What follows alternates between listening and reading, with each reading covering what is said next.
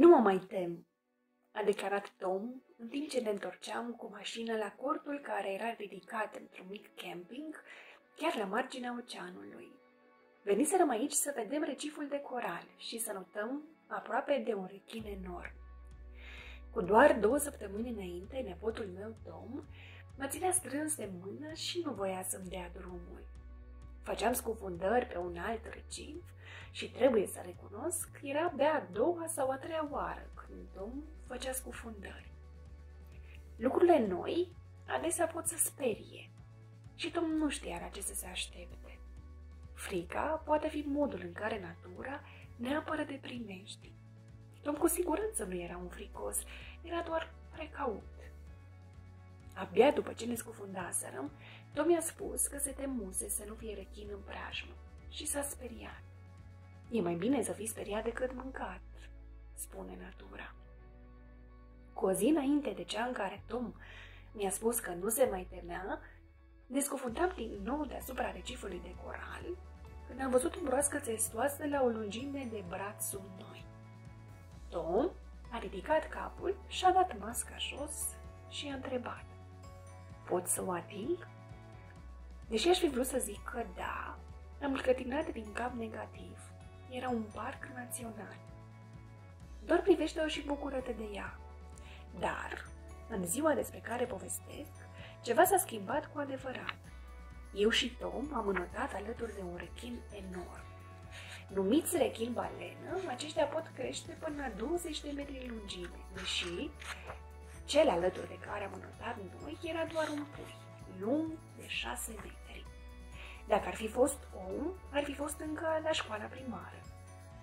Capitanul bărcii noastre ne-a spus că ei nici măcar nu-și caută prietene până n-ajung la vreo 9 metri lungime.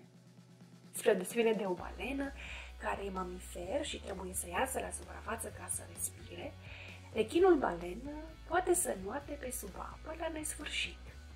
Arată ca un rechin și are o coadă lungă ce se mișcă puternic dintr-o parte în alta, spre deosebire de coada unei balene care se mișcă în sus și în jos. Are o gură destul de mare cât să înghită un adolescent de mărime medie, dar mulțumesc lui Dumnezeu, spre deosebire de rechinul obișnuit, mănâncă numai plancton și pești mici. Înnoată cu gura deschisă, asemenea unui aspirator uriaș, înghițând mâncarea microscopică din mers. În timp ce anotam alături de acest uriaș blând, cum au fost numiți acești rechini, Tom nici măcar nu mă ținea de mână. Era extrem incitat cu tubul de respirat în gură și cu capul sub apă.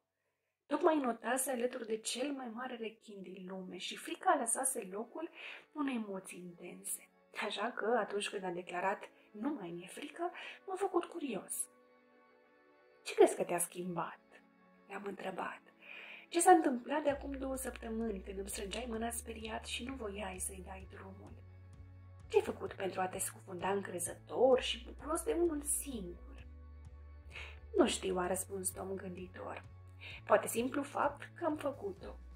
Odată ce încerci, descoperi că frica e numai în mintea ta. Tot m-am simțit un pic speriat când am văzut rechinul balenă, dar apoi mi-am dat seama că nu era interesat de noi. Am fost copleșit de emoție. Această poveste terapeutică se regăsește în cartea 101 povești vindecătoare pentru copii și adolescenți, publicată de editura 3. Problemele abordate în cadrul ei sunt frica de necunoscut, expectații negative, ezitarea de a se angaja în noi experiențe.